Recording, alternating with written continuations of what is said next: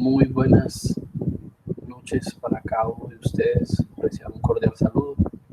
Mi nombre es Julián Pinzón Flores. Soy el docente asignado para impartirles el módulo de Relaciones Laborales y Legales en la Gestión Humana dentro del diplomado en Gestión del Talento Humano que oferta la Corporación Universitaria del Caribe a sus estudiantes de la sede de Villavicencio. Bueno, mi nombre ya lo dije hace un momento. Yo soy abogado egresado de la Universidad Libre, seccional de Cúcuta, especialista en Derecho Laboral también de la Universidad Libre, seccional Cúcuta. Soy también especialista en Derecho Administrativo de la Corporación Universitaria del Caribe, sede de Cincelejo, y soy aspirante a maestría en Derecho del Trabajo, procesal del Trabajo y Seguridad Social de la Universidad Externado de Colombia. Actualmente me desempeño como docente catedrático, docente también de la modalidad de posgrados, y me desempeño también como asesor jurídico en aspectos laborales para la corporación.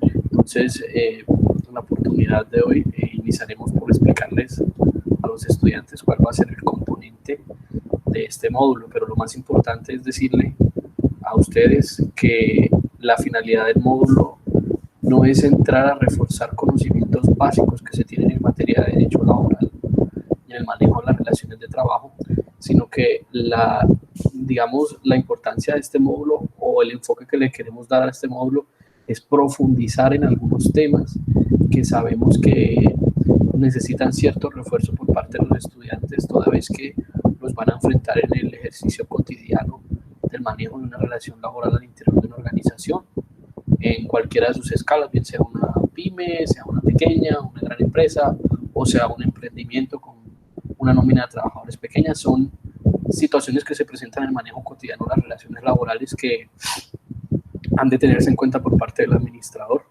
Entonces, en razón a ello, pues hemos diseñado una serie de diapositivas que nos van a orientar en el manejo y en el orden para abordar todos los temas de este diplomado. Es importante también comentarles a ustedes que tendremos un encuentro virtual, en vivo, donde ustedes podrán elevar todas las inquietudes, todas las preguntas que tengan respecto a cada uno de los subtemas que componen el módulo y respecto también, ¿por qué no?, a la actividad. Entonces, en esa actividad, en esa reunión, disculpen, que se va a llevar a cabo con ustedes en vivo, en esa actividad, pues, trataremos de llamar a lista, o la invitación es a que todos ustedes estén presentes para que puedan tener respuestas a las preguntas que tengan respecto al manejo de algún subtema del componente o los componentes del módulo, y también orientar un poco el desarrollo de la actividad, ya que la actividad que vamos a desarrollar para obtener la calificación del módulo va a consistir en un análisis que se va a hacer por cada uno, por parte de ustedes, con respecto a unas sentencias de interés en materia laboral o relaciones laborales, y que son afines también, obviamente, a los componentes del módulo.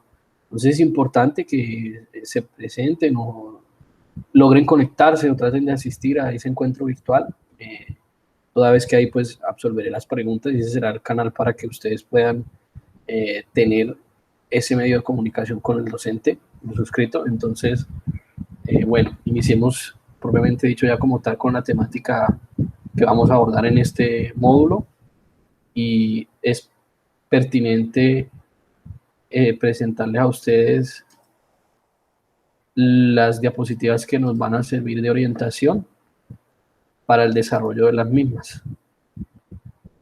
Regálenme un momento mientras ubicamos aquí la herramienta.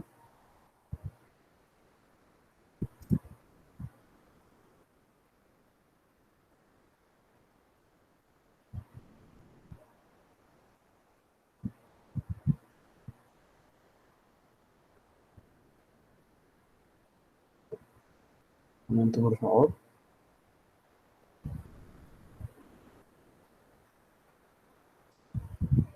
Perdón, tenemos aquí unos aspectos técnicos. Ok. Entonces, iniciamos. Nuestro módulo es el atinente al manejo de las relaciones laborales y legales en la gestión del talento humano.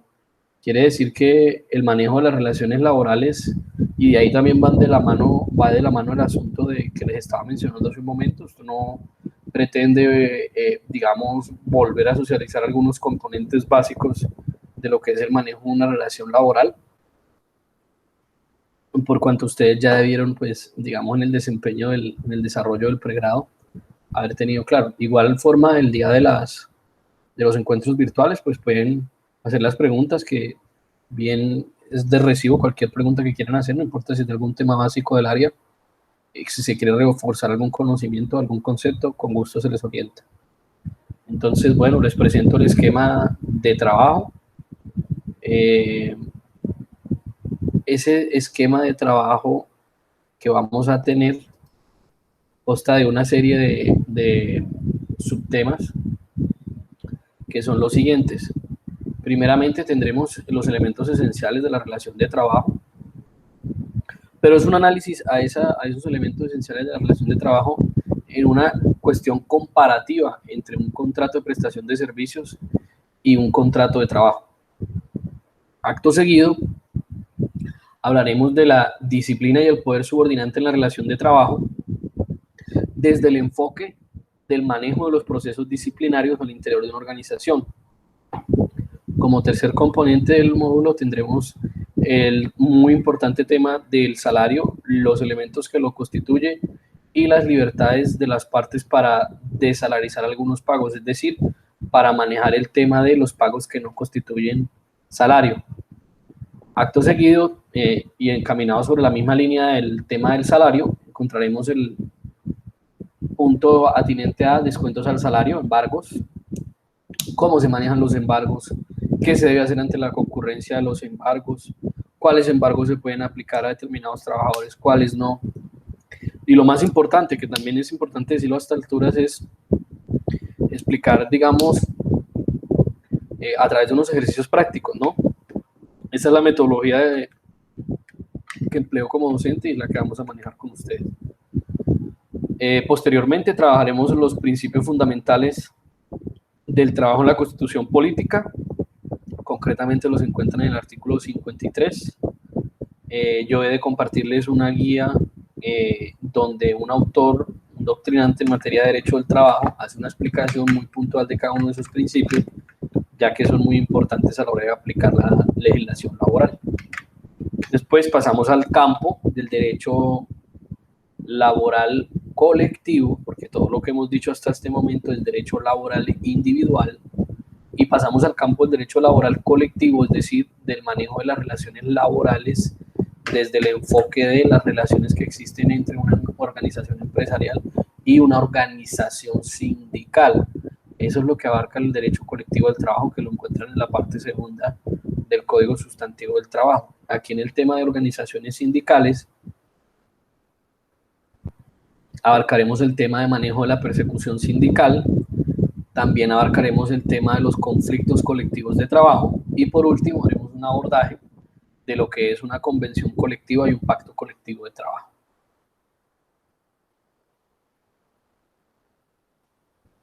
Bueno, ahora como tal en sí, entremos ya en materia. Miremos el primer componente de nuestro módulo y es muy importante comentarles que en este aspecto en particular los elementos esenciales de la relación de trabajo o del contrato de trabajo, como lo llama la propia legislación laboral, los encuentran consagrados en el artículo 23 del Código Sustantivo del Trabajo. Esos elementos esenciales de la relación de trabajo son una serie de circunstancias que establece la norma en comento para determinar ante qué situaciones se puede hablar de un contrato de trabajo. Y es que resulta que en este punto en particular yo me permito adelantarme en otro de los subtemas que tenemos aquí en el desarrollo del módulo y es el tema atinente a los principios de la relación laboral, porque resulta que en los principios de la relación laboral o en los principios del derecho del trabajo consagrados en el artículo 53 existe un principio que se denomina primacía de la realidad sobre las formas. ¿Qué quiere decir este principio? Para hacerle un abordaje y poder explicar este tema tan importante. Bueno, resulta que tal vez la mayoría de ustedes están familiarizados con unas expresiones coloquiales, tales como, vamos a emplearla propiamente dicha, el contrato es ley para las partes, de las condiciones nace el contrato, eh, el documento o el papel lo aguanta todo, lo que está escrito, escrito está, y eso es lo que se ha de aplicar. Es decir, son una serie de reglas que no son del todo, digamos, falsas, son válidas, pero son válidas cuando se llevan al plano del derecho civil, porque es que en el derecho civil las partes tienen una igualdad en virtud a la misma ley civil. Luego, es decir, que en el derecho civil, tanto, por ejemplo, comprador como vendedor, un contrato de compra-venta de un bien inmueble, tienen igualdad de condiciones y tienen igualdad de calidades, pese a que tal vez uno de ellos sea un poderoso terrateniente y el otro simplemente sea una persona que quiere adquirir una vivienda para resguardar su familia.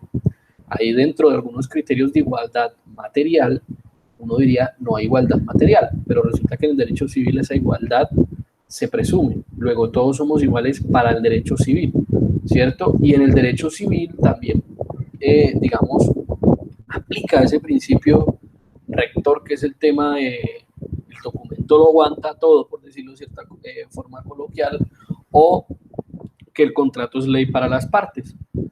Luego, en un contrato de naturaleza civil,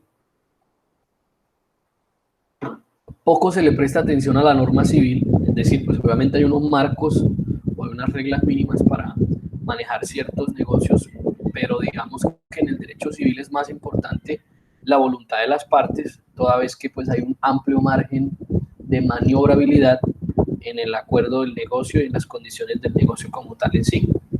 Eso quiere decir que para el derecho civil sucede todo lo contrario que sucede en el derecho laboral, porque para el derecho civil prima la formalidad sobre la realidad. Es decir, ¿qué es formalidad? Formalidad es documento, llámelo usted documento, contrato, acuerdo escrito, pacto por escrito, todo lo que usted quiera conocer como documento propiamente dicho, electrónico, físico, qué sé yo.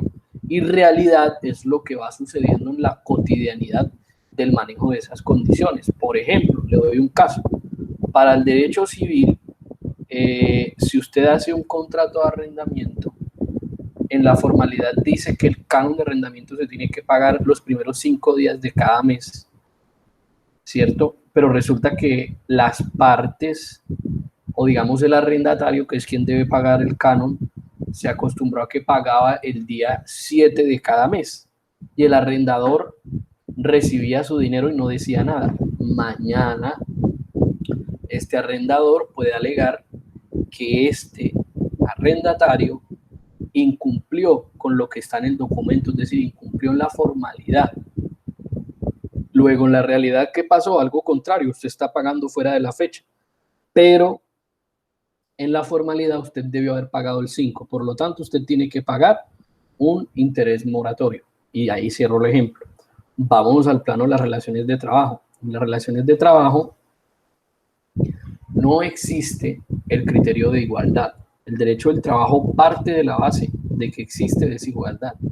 Siempre la va a haber, la presume la ley, la presume la Constitución, y los doctrinantes en materia laboral siempre presumen o parten del hecho de que en una relación de trabajo el empleador es la parte fuerte, por decirlo en cierta medida, y el trabajador es la parte débil. ¿Por qué el trabajador es la parte débil y el empleador es la parte fuerte? Porque el trabajador, uno se hace esta siguiente pregunta, una sencilla pregunta. ¿Por qué usted, o alguno de ustedes, o ustedes como tal en sí en general, buscan un empleo? ¿Cuál es la respuesta a esa pregunta?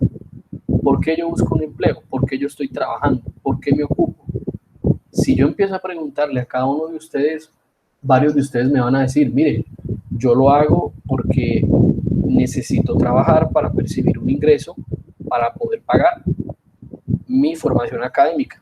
Otro me va a decir, no, yo tengo que trabajar porque tengo unas personas a mi cargo y soy el sostén de la familia y yo tengo que trabajar para darle una subsistencia a ellos y una subsistencia propia. Otros me van a decir, tal vez los más jóvenes, no, mire, la verdad es que yo trabajo, pero yo no es que necesite el dinero porque en mi casa, pues yo vivo todavía con mis padres, por decirlo así, o con la persona que me ha, o con la persona de la que yo dependo, pero trabajo es porque quiero adquirir experiencia.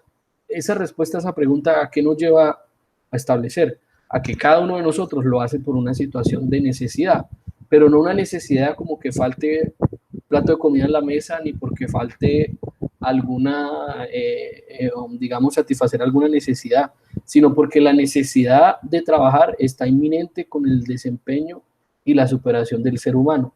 Luego ese estado de necesidad, esa necesidad de tener que trabajar por X o Y circunstancia, lo puede llevar a usted a que, digamos, como trabajador se someta a unas condiciones que establece un empleador y hasta ahí es válido. Pero ¿dónde no es válido el tema? Cuando esa necesidad que tiene usted como trabajador es aprovechada por su empleador para empezar, digamos, a evadir con ciertas obligaciones o responsabilidades que le establece la norma, como por ejemplo, pagar un auxilio de transporte, pagar unas prestaciones sociales, afiliarlo a la seguridad social y realizar unas cotizaciones. ¿Eso qué quiere decir? Que el estado de necesidad genera debilidad. ¿Por qué debilidad? Porque cuando uno es trabajador se vuelve dependiente del salario, es decir, necesita el salario para subsistir. Luego, bajo esa premisa, el que necesita el salario para subsistir está dispuesto a tolerar cualquier cantidad de situaciones que se le presenten en la cotidianidad de la relación de trabajo. Entonces, todo esto que acabo de decirles para llegar al punto de los elementos esenciales, teniendo en cuenta que hay una necesidad de trabajar, que hay también una situación donde el trabajador requiere laborar para sobrellevar su vida o subsistir. El derecho constitucional del trabajo, es decir, el artículo 53 de la Constitución Política, reconoce que para el derecho laboral prima la realidad sobre las formalidades. ¿Eso qué quiere decir? Que a un juez laboral, ¿cierto? Al Ministerio del Trabajo, ¿cierto? Que son las dos grandes autoridades en esa materia, poco les importa lo que diga un contrato de trabajo. A estas autoridades lo que les interesa más es conocer la realidad. ¿Y por qué? Porque la Constitución lo establece. ¿Por qué lo establece? Por el estado de necesidad y debilidad. ¿Y por qué? Porque se lo voy a explicar con este sencillo ejemplo. Si usted firma un contrato de trabajo, perdón, si usted encuentra un puesto de trabajo, supera todo un proceso de selección, sale avante, lo van a contratar, le dicen, mire, preséntese mañana que vamos a afiliarlo a la seguridad social y le vamos a pagar todo y mañana firma su contrato y mañana y pasado mañana usted empieza a trabajar. Pues usted, después de haber logrado eso, se presenta en la empresa para hacer todo el proceso de vinculación y cuando le entregan el contrato, después de haberlo afiliado a la seguridad social, porque pues partamos de la base de que si cumplimos con esto, usted se lleva la sorpresa de que en el contrato de trabajo, en varias cláusulas, usted está renunciando al pago de la prima de servicios, al pago de las cesantías, está renunciando a que le paguen horas extras, recargos nocturnos. Entonces, usted que tiene ahí una formalidad, ¿cierto? Donde aparecen una serie de situaciones, que eso lo maneja otro principio, nos lo vamos a traer ahorita, pero que si yo estuviera en el plano del derecho civil, esos acuerdos serían válidos, en el derecho laboral no son válidos. ¿Por qué no son válidos? Porque prima siempre la realidad sobre las formalidades. ¿Eso qué quiere decir? Que a un juez de trabajo o a un inspector de trabajo le interesa más verificar cuáles son las condiciones reales del desempeño de una relación de trabajo para que se catalogue la relación de trabajo. Entonces, ¿esto a dónde nos lleva? A decir que hoy por hoy los empresarios están utilizando una figura que en términos de varios expertos y compartido también en mi opinión es inadecuada, que es la figura de la utilización del contrato de prestación de servicio. Esta figura del contrato de prestación de servicios ha generado una serie de situaciones de discordia o de conflictividad entre empleadores y trabajadores. ¿Por qué? Porque el contrato de prestación de servicios es un documento solemne, formal, y los empleadores, o algunos empresarios, perdón, han creído que ese documento, después de que se firma, tiene toda la validez del mundo y no importa nada de lo que se pueda alegar posteriormente. Y resulta que para el derecho laboral esto no importa. ¿Esto qué quiere decir? Esto quiere decir que, y pues digamos, quisiera leer la norma en comento para que lo entendamos de una mejor manera. Vamos a ubicar acá, importante ustedes que trabajen con el Código Sustantivo del Trabajo. Vamos a compartir. Ubicamos el artículo 23. Y aquí, ¿qué tenemos? Aquí tenemos en el artículo 23 los elementos esenciales, pero lo que me interesa que leamos es esta parte, el numeral segundo. Y dice lo siguiente: una vez reunidos los tres elementos de que trata este artículo, se entiende que existe contrato de trabajo y no deja de serlo. Ojo con lo siguiente: por razón del nombre que se le dé, ni de otras condiciones o modalidades que se le agreguen. ¿Esto qué quiere decir?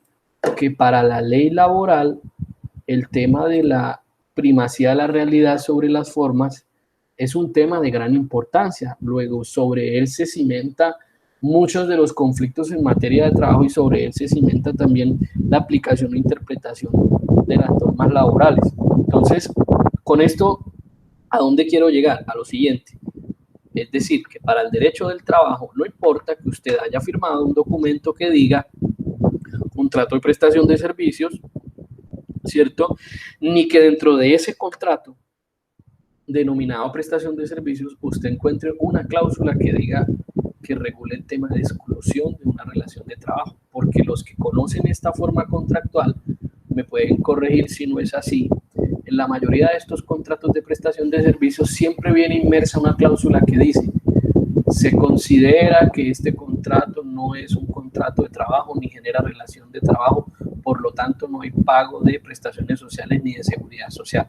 Esa es una cláusula que cuando usted acompase esa cláusula con el principio de primacía de la realidad sobre las formalidades, es una cláusula que no tiene ningún tipo de validez. Pero ojo, esa cláusula se desvirtúa y sale avante el principio de primacía de la realidad sobre las formalidades siempre y cuando el trabajador logre demostrar la concurrencia de unos elementos para que se configure en el contrato de trabajo. Es decir, son tres elementos que deben existir para que se considere ese contrato que es de prestación de servicios como contrato de trabajo. Y esos tres elementos los encontramos en el Código Sustantivo del Trabajo, reitero, artículo 23, pero aquí los tenemos en nuestra diapositiva y los voy a mencionar. El primero es la prestación personal del servicio, el segundo es la subordinación o dependencia y el tercero es la remuneración. Estos tres elementos, cuando se reúnen o se acreditan, configuran la existencia de un contrato de trabajo, sin importar lo que yo haya pactado o establecido en un documento privado. Y de esa manera se garantiza ese principio de primacía de la realidad sobre las formalidades. Eso quiere decir que analicemos uno por uno estos elementos esenciales. Uno, la prestación personal del servicio. ¿En qué consiste este elemento? ¿Qué es prestación personal del servicio? Voy a dar un sencillo ejemplo. Juan Carlos es contratado como mesero en el restaurante Y de la ciudad de Villavicencio. Juan Carlos es contratado como mesero por su experiencia, por su capacidad, por su disponibilidad y porque ha superado todo un proceso de selección en un restaurante. Le ofrecen un contrato, o con este también que se presenta mucho en la práctica, un contrato verbal de prestación de servicios, ¿sí?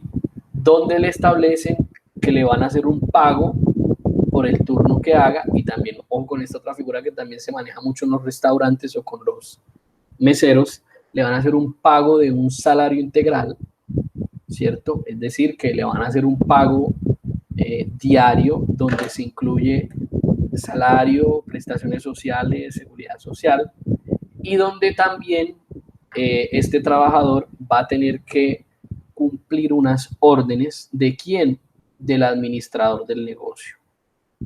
¿Listo? Entonces, vamos con el primer elemento, prestación personal del servicio. Bueno, como ya lo dije hace un momento, este trabajador es contratado por sus condiciones personales y sus cualidades. Luego, ¿será que uno pudiera decir, si Juan Carlos es mesero del restaurante Y en Villavicencio y lo contratan por lo que él es decir, una contratación de una persona, ¿será válido o será permitido, perdón, para Juan Carlos que un día cualquiera que no quiera ir a trabajar o que se sienta mal de salud y no tenga una incapacidad, él pueda establecer de manera independiente que el servicio no lo ha de prestar él, sino lo presta otra persona, es decir, envía un turnero para que lo reemplace a él? Muy seguramente si pasa esto, a él le van a decir pues su jefe o el dueño del negocio o el que haga las veces de administrador o de representante legal, como sea, en fin, le van a decir, oiga, yo lo contraté a usted y usted es quien debe venir a prestar el servicio. Yo no le acepto que usted me envíe otra persona. ¿O qué tal usted estar trabajando y tener la comodidad de usted enviar a un puesto de trabajo a una persona que usted quiera, sin que el empleador diga absolutamente nada? Eso no es característico de las relaciones de trabajo. Cuando usted le dice, no señor, es que usted es el que tiene que venir a prestar el servicio acá y yo al que contraté fue usted es el que tiene que garantizarme la prestación de su servicio o estar acá en el horario que yo le establecí, ahí estamos frente al primer elemento de la relación de trabajo, el cual se denomina prestación personal del servicio, y el cual, después de haber socializado este ejemplo, consiste en que la persona que presta el servicio, porque digo persona que presta el servicio, porque usted lo puede llamar como usted quiera, asociado a una cooperativa, contratista en un contrato de prestación de servicios, operario, supernumerario, el nombre que usted le quiera poner, es obligado a que preste el servicio de manera personal y que solo él es quien lo puede prestar. Está usted frente al primer elemento esencial para que se configure un contrato de trabajo o una relación de trabajo. Entonces, ese primer elemento se acredita con esa circunstancia, cuando se logra establecer esa situación. Vamos ahora al segundo. ¿Cuál es el segundo elemento? La subordinación o dependencia. Y miren que ahí está muy afín con el tema de la situación que yo estaba explicando hace un momento de necesidad que tienen los trabajadores, que estos trabajadores cuando se prestan o se entregan a dar un servicio a favor de un empleador, pues lo hacen con el objeto de digamos, percibir un salario. Luego, el trabajador siempre tiene la calidad de ser un dependiente, es decir, depende de un salario de un empleador. ¿Qué es subordinación o dependencia? Hay tres aspectos puntuales que menciona la norma. 1, cumplimiento de horarios. 2, cumplimiento o seguimiento de órdenes o instrucciones. 3, aplicación de reglamentos o de sanciones disciplinarias. Vamos uno por uno. Entonces, retomemos el aspecto. Si usted, aparte de que lo obliguen a que preste el servicio usted, solo usted y nadie más que usted, aparte de eso le están imponiendo un horario, le están diciendo, oiga, el horario de entrada es a las 8 de la mañana, sale a las 12 del día, regresa a las 2 de la tarde y sale a las 6 de la tarde. Pero en el caso de Juan Carlos, que es un mesero, vamos a suponer, perdón, que trabaja en un restaurante de ambiente familiar, entonces el horario de trabajo de él es de 9 de la mañana hasta las 6, 7 de la noche, en jornada continua.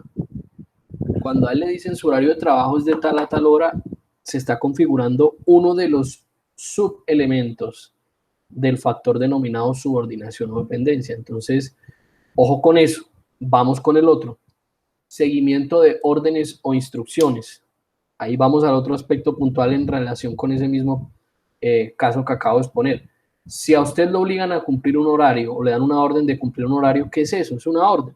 Cumplir el horario es el hecho de usted llegar a las 8 y de 2 pero el hecho de que le den la orden, de que le digan a usted, mire, usted debe presentarse a tal hora y su retiro es a tal hora, eso es el cumplimiento de una orden.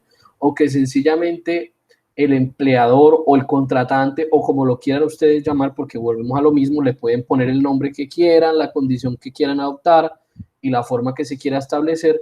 No interesa saber qué nombre recibe el trabajador ni el empleador, porque aquí hago el comentario. En el contrato de trabajo se habla de empleador y trabajador.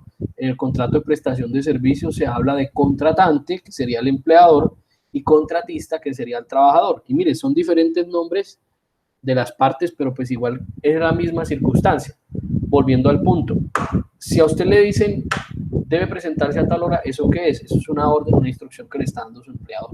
Entonces está configurando el segundo subelemento, que es el hecho de que de seguir órdenes o instrucciones. Cuando usted le controlan la calidad de trabajo, cantidad de trabajo, y ahí vuelvo también al ejemplo de Juan Carlos, o díganme ustedes si, por ejemplo, en el caso de Juan Carlos o en cualquier mesero, ¿será que el mesero puede o tiene esa independencia, que sería todo lo contrario a la dependencia o la subordinación, de decir, no, mire, la verdad es que yo soy el mesero de este restaurante, pero yo no voy a llegar a las 9 ni me voy a ir a las 6, yo voy a llegar a las 11 y me voy a las 3 de la tarde?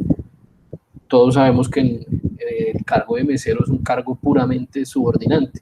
Siempre va a haber alguien que lo esté controlando. O que sencillamente Juan Carlos diga, bueno, yo cumplo el horario, pero realmente yo no me acojo a la instrucción del empleador, que consiste en que solamente voy a atender estas mesas o esta zona dentro del restaurante, voy a atender donde yo quiera. ¿Será que si él desacata esa orden o esa instrucción, no viene el tercer elemento que entro a explicar, es decir, la aplicación de sanciones disciplinarias o la imposición de un reglamento? Claro que sí. Luego volvamos al mismo caso.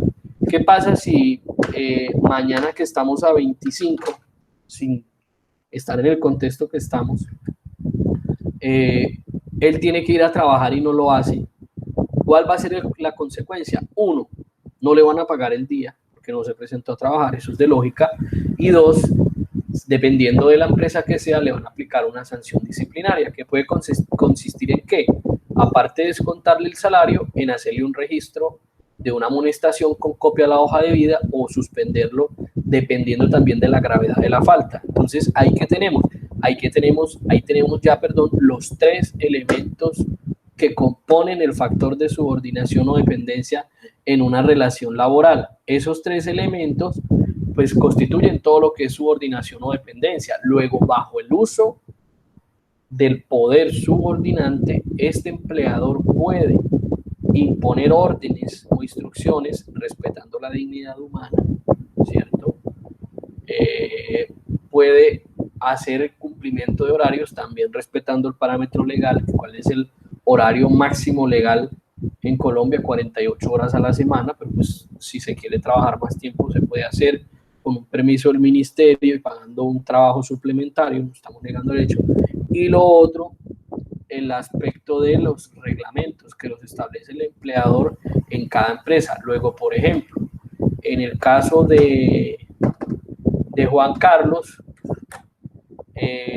si Juan Carlos trabaja en restaurante Y y viene a trabajar en restaurante Z, en el restaurante Y, el no estar pendiente del cliente y de no estar atento a las solicitudes del cliente puede conllevar al despido en la empresa Y, pero en la empresa Z puede conllevar simplemente un llamado de atención.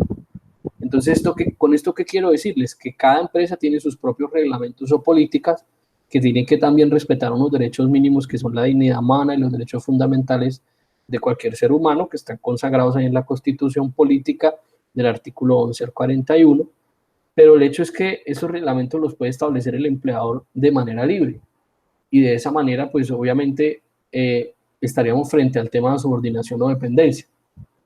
Y por último, tenemos el aspecto también importante, no por ser el último sea el menos importante, es la remuneración. El código lo menciona como salario, yo lo menciono como remuneración. ¿Por qué yo lo menciono como remuneración? Porque es que resulta que el salario es una especie dentro de un gran género. ¿Sí? ¿Cuál es ese gran género? La remuneración. Y les voy a explicar por qué. El gran género es la remuneración. Luego, ¿qué es remuneración? Es, digamos, el acuerdo monetario que se pacta para la contraprestación del servicio de X o Y persona o de determinada persona que presta sus servicios a una organización. Entonces le voy a hablar del género, que es la remuneración, y las especies empecemos a mencionarlas. Primera especie del género, compensación. ¿Qué es la compensación? Es, digámoslo así, el salario que perciben los trabajadores que están afiliados a una cooperativa. Es decir, si usted mira un desprendible denominado, un trabajador que está afiliado a una cooperativa, él no percibe salario, él percibe es una compensación. 1. 2. Aprendices del SENA. Si usted mira un desprendible denominado un aprendiz del SENA, él no percibe salario, él percibe una remuneración que se llama apoyo de sostenimiento mensual, ¿cierto? 3. Contratistas. Si usted revisa, digamos, el rubro de la remuneración o el factor de pago a los contratistas, ellos no reciben salario, ellos no tienen desprendible de nómina porque no hacen parte de nómina. Ellos perciben son honorarios. Y por último, tenemos el salario, que es lo que se le paga a quienes tienen contrato de trabajo. Pero es que como estamos hablando de elementos esenciales de la relación de trabajo o del contrato de trabajo, usted puede encontrar que el factor remuneración se pague de manera, digamos, diferente o lleve un nombre o tenga un nombre diferente en cada tipo de acuerdo contractual con el empleador. Entonces, teniendo ya estas bases, concluimos este primer video donde me permito hacerles claridad de que para el derecho del trabajo, la existencia de esos tres elementos declaran o pueden llegar a declarar la existencia de un contrato de trabajo, sin importar el nombre que yo adopte, ni la condición, ni lo que se pacte entre las partes como tal en sí. En el siguiente video trabajaremos ya un aspecto un poco más práctico de este tema como tal en sí.